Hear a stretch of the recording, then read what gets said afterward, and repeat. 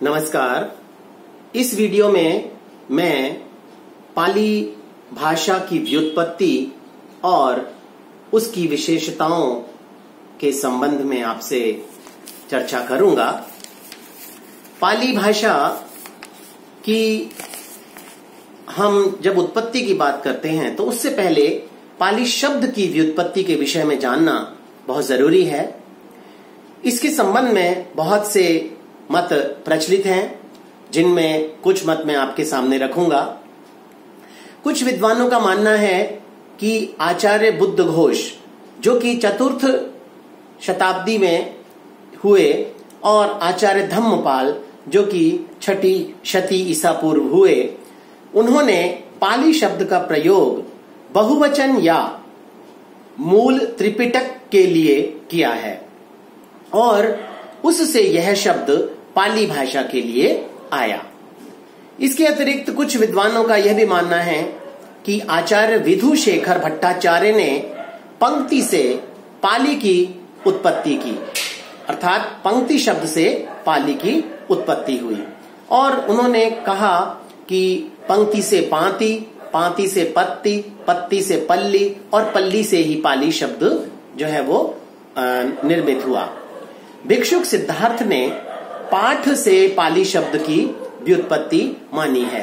वे कहते हैं कि पाठ से पाल शब्द की व्युत्पत्ति हुई और पाल शब्द से ही पाली शब्द निर्मित हुआ। इसके अतिरिक्त भिक्षु जगदीश कश्यप ने पर्याय, जो कि बुद्धोपदेश माने जाते थे, उस शब्द से पाली की उत्पत्ति मानी है। वे कहते हैं पर्याय से पलियाय, पलियाय से पाली आय और पाली आय से पाली शब्द बना। डॉक्टर मैक्स वेलेसन, जो कि एक जर्मन विद्वान हैं, उन्होंने पटली शब्द, जो कि पाटलिपुत्र के लिए प्रयुक्त होता था, उससे पाली की उत्पत्ति मानी है। वे कहते हैं कि पाटली से पाडली और पाडली से पाली शब्द बना। इसके साथ ही कुछ विद्वानों का कहना है कि एक गांव है जिसका अर्थ है पल्ली, उस शब्द से पाली की उत्पत्ति हुई है। वे पल्ली से पाली, पाली और पाली से पाली शब्द बनना मानते हैं। प्राकृत शब्द से पाली की उत्पत्ति भी मानी गई है। कुछ विद्वान इस बात से भी सहमत हैं। वे कहते हैं कि प्राकृत शब्द से पाकट शब्द बना और पाकट से पाअड बना और पाअड से पाअल बना और पाअल से पाली की उत्पत्ति हुई। तो ये जितने भी विद्वान हैं, इन्होंने अपने अपने मत देते हुए पाली शब्द की व्युत्पत्ति मानी। इससे हमें केवल यह मालूम चलता है कि यह केवल एक बौद्धिक व्यायाम मात्र है, जैसे पंक्ति, पाठ, पाकृत, पाटली आदि। आचार्य बुद्ध घोष और आचार्य धम्मपाल, इन दोनों के उल्लेखों से यह सिद्ध होता है कि बहुवचन या बुद्धोपदेश के लिए पाली शब्द 4th शती में प्रचलित था। पाल शब्द से पाली सरलता से बन सकता है, लेकिन इसका भी कोई पुष्ट प्रमाण हमारे सामने नहीं है। हम ये नहीं कह सकते कि यही पुष्ट प्रमाण है। भिक्षु जगदीश कश्यप का मत भी बहुत लोकप्रिय है। वे पर्याय, यानी संस्कृत में जो पर्याय शब्द है, उसको बुद्धोपदेश अर्थ में भवशिलालेख में प्रयोग करते हैं, और वे कहते हैं पर्याय से पाली आय और पाली आय से पाली शब्द, जो कि बहुवचन या मूल त्रिपिटक के लिए प्रयुक्त होने लगा। जहां तक पाली भाषा की विशेषताओं की बात हम करते हैं, पाली भाषा की कुछ विशेषताएं ऐसी हैं जो कि अन्य भाषाओं से बिल्कुल अलग हैं।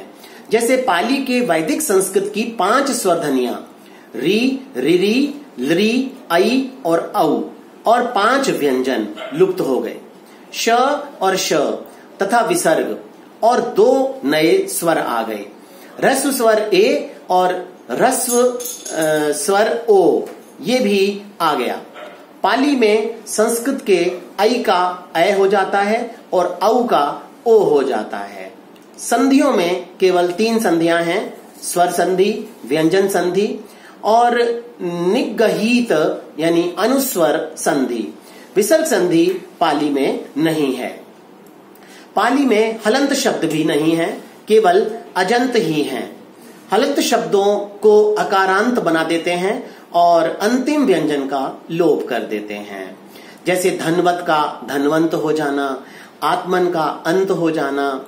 इसी प्रकार से पाली में द्विवचन नहीं होता है और वहां 3 लिंग होते हैं।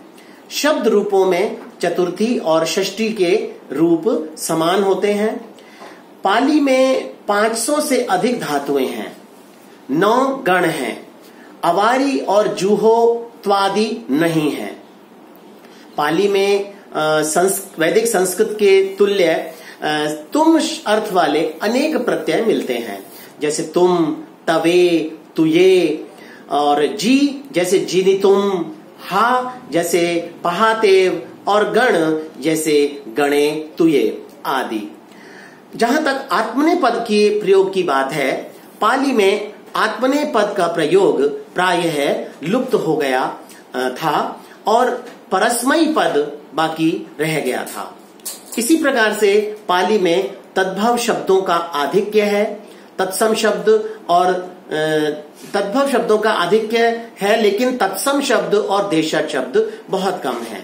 इस प्रकार से ये सब पाली की मुख्य विशेषताएं हैं जो कि हमें पाली भाषा में मिलती हैं। धन्यवाद।